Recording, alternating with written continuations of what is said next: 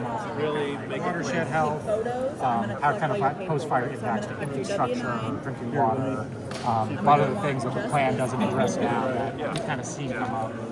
Especially since we want to kind of address on a multifaceted level. So feel free to reach out to us if you have any questions or interests in sort of things. We're going to be coming back around to different communities later in the year with more specific workshops for the plan update. Right now, we're just trying to get people aware. 1, do you know we have a plan? 2, do you know what it does? 3, do you want to know more about it? What does it do? A lot of it does acquire funding. So sort of from federal and state level, like this WUI map will oftentimes be the determinant of, we want to do a project and fund fuels treatment in this area. Okay, it's on your map, that's good. Oh, we want to do it a little in here. Oh, not in your map, not priority.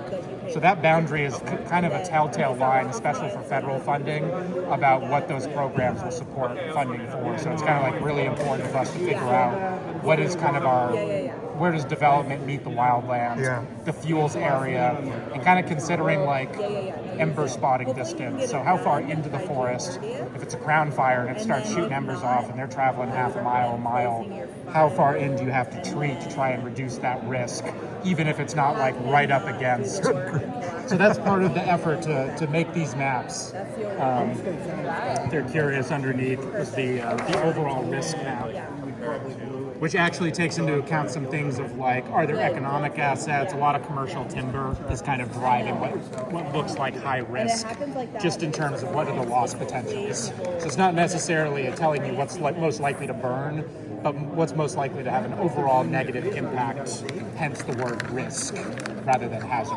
Which is always fun doing like semantics about like, there is a difference and sometimes it means something. What's going on? So these are like spots where there's some industry. There might be like some industry, there might be an asset, an important community, like park or cultural thing within the community that they identified. We really don't want to lose this. So that would emphasize, and you can have little spots here that say there's a little bit of a higher risk right in this little area amongst more moderate risk.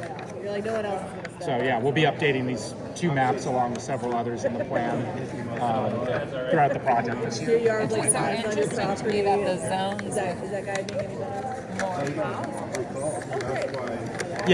it depends on proximity, building density, and kind of just where you're situated on the landscape. It's a geographically diverse county.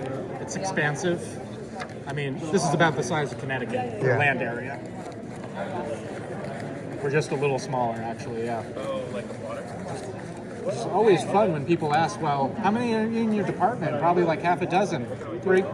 Really? And your boss? No, that's with the boss.